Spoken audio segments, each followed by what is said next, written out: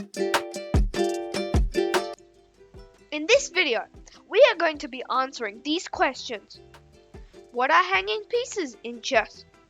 How to not hang pieces in chess? And how to notice hanging pieces in chess. Please make sure you watch the previous videos on chess before this one, because you'll learn many more concepts in chess which will turn you from zero to hero. I will leave the link of those chess videos in the description below. Now, onto the video. Today, we're going to be learning about a tactic called hanging pieces. Now, before we jump into any of the positions I have for you today, we're going to learn what are hanging pieces. Hanging pieces are pieces that aren't defended and are being attacked. So let's say I had pushed this pawn, right? It has no defenders currently. If you were to push this pawn or this pawn, then the B pawn would have some more defenders. Now, this pawn is also attacking the bishop. Remember, it's black's turn and bishops go diagonally, and this is a dark squared bishop. The pawn is on a dark square. So we can take the pawn back, and white just lost a pawn. So that's very unfortunate. That's what hanging pieces are. Now in this position, let's have a look at if any of the pieces in this current position are hanging from both white's perspective and black's perspective. Let's start with white. I don't think there really are any pieces hanging. You can take this pawn, but if you do, the knight's gonna get you, and you just lost your knight. You might be thinking about taking the pawn on f7. I mean, after all, you could take it. It's on your diagonal. But remember, kings can also play defense too. The black king will come and get you as well. I don't think there's any more captures or attacks for white. But let's have a look at black. The only piece you can really capture is this pawn on f2. Now, like with the position where white's bishop took the f7 pawn, kings can play defense too. So there's no point taking. Now, in this position, I would highly recommend white to castle his king, develop a piece, control more of the center, not leave some of his pieces hanging. But let's say white goes for the gusto and plays knight to g5, trying to go for a tactic which we will learn later on. It is where you take the f7 pawn, and you can take it now because the bishop would be guarding the knight. But this is also very risky because black's queen is eyeing this bishop, waiting. And there's no piece helping this black knight. If we were to push this pawn, then yes, the knight would be guarded, and if the queen took, we would take back with our bishop. But currently there are no helpers. No bishop, no knight, no queen, no pawn. So black is free to take this this knight. And that knight was a hanging piece because it had no defenders and it was being attacked by a piece.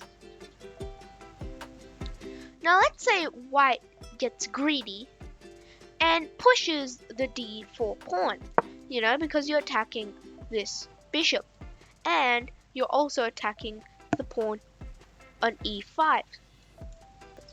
Black's queen is being attacked currently by the bishop on c1. So we have to move our queen somewhere, right? There's no point taking, otherwise we lose our queen. That's not very nice at all. So what we want to do is we want to move our queen somewhere where it's not being attacked, and somewhere where we can attack some more hanging pieces. Pause the video and figure out which square is the best square for the black queen, which will help her get safe so she's not attacked by any pieces, and the black queen will capture some big pieces. Okay, if you're back, you must have found the move Queen takes G2. If you did, congratulations. You have earned my hanging pieces award. Whoops. When you do this move, you are attacking the rook on A1. A1 on H1, sorry. And remember, rooks are worth 5 points. Queens are worth the most, 9 points. Bishops and knights are worth 3. The king is worth infinity points because if you capture the king, which is checkmate, you can't really capture the king, then you win the game. And pawns are worth 1 point. So keep that in mind. Pretend it's like money. Pawns are worth $1. Cheap. Anything's worth it if it's a dollar. Knights and bishops are worth 3 points. And rooks are worth 5 points, and the queen is worth the same as a rook and another rook minus a pawn. See what I did there? Adding a little bit of math. Anyway, with this move, not only are we winning a pawn, we are also attacking this rook. And rooks are worth a lot. Now, let's say white does not see that his rook is currently hanging and takes another hanging piece, which is the bishop. Now, you don't really want to take the pawn because the pawn's guarded by the knight and you don't really win anything. But if you take the bishop, which was hanging, then you get a piece. But in this position, black will still be winning after the move queen takes H1. Because not only is it check, you can, after you've checked the white king, then you can take this pawn on E4. Let's say white plays the absolute worst move possible, which seems like a good move. After all, if you play the move king to E2, you are also attacking the queen. Now, you could take the queen on D1, and then black king will take, and you're up a lot of material, you're up a lot of points. But a better move, which will give you some free stuff, is the move queen to E4. And now, not only are we checking the king, we are also attacking this bishop. This is something known as a fork, where we attack 2 pieces at the same time.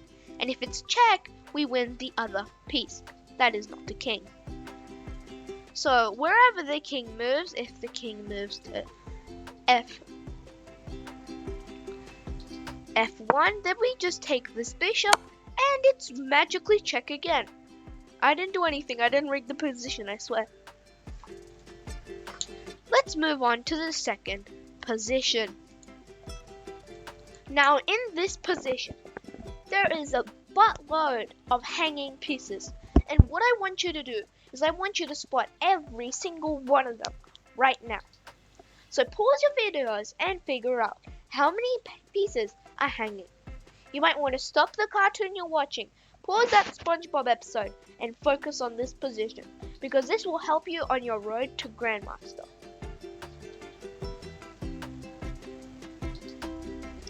Okay, if you're back, you must have found that this pawn is hanging.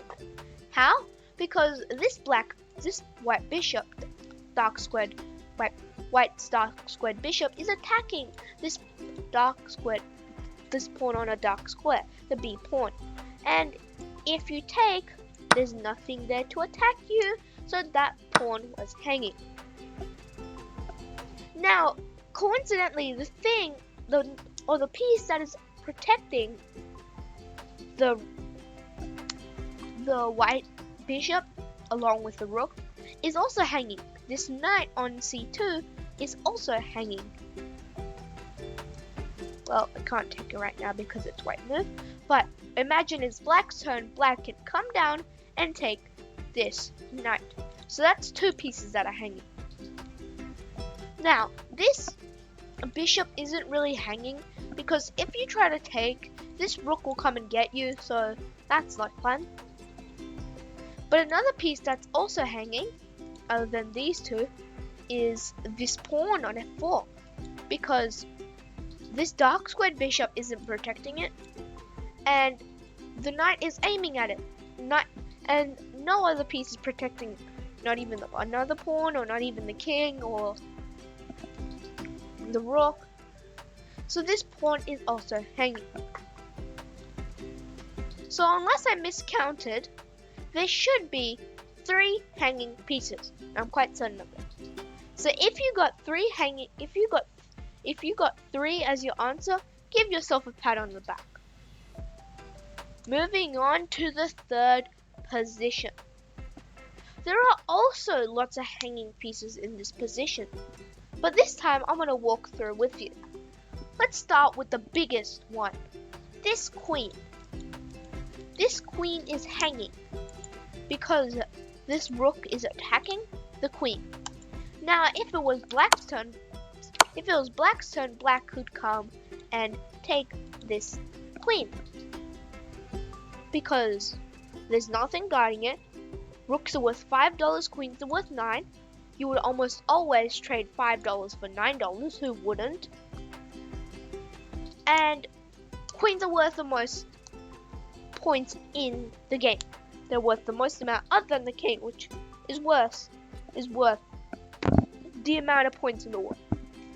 Now you might have also seen the animation of the queen coming down and taking this rook, but this is a mistake. I know that it is check and you are forking, which I explained previously, and there will be a video on it. You are attacking the king and this bishop, so you're gonna win the bishop, right? Well, not really, because the knight was protecting the rook, and the knight can come and take the queen. And like what I said, you would almost always trade $5 for $9. Who wouldn't? You're getting a free $4. Now, another piece that was hanging was this pawn. This pawn has no defenders. If this queen was just 1 square up or 1 square over, well, it would also, if it was on d3, the square that I highlighted, it would also be out of attack, or it wouldn't be hanging anymore because there's no piece attacking it. But this pawn is also hanging because this bishop in this corner is still attacking this pawn. I know it's all the way across the board. This is in Australia. This is all the way in Europe, somewhere in the United Kingdom. But this bishop is still attacking this pawn. And the king isn't protecting it, or neither are these pawns. If this pawn was 1 square down on f3, then this pawn would not be hanging anymore. And the only hanging piece would be the queen, but since it's white's turn, white can move the queen wherever they want. Let's say, for example, this square. And now if this black can take this pawn, but then they would also get taken by the queen. So now, with this one move, you save your whole army. You save the queen and your pawn. So now that you've learned about hanging pieces, all you need to do is practice to master them. Write down your top learnings in the comment box below. I'll see you on the next lesson. Bye.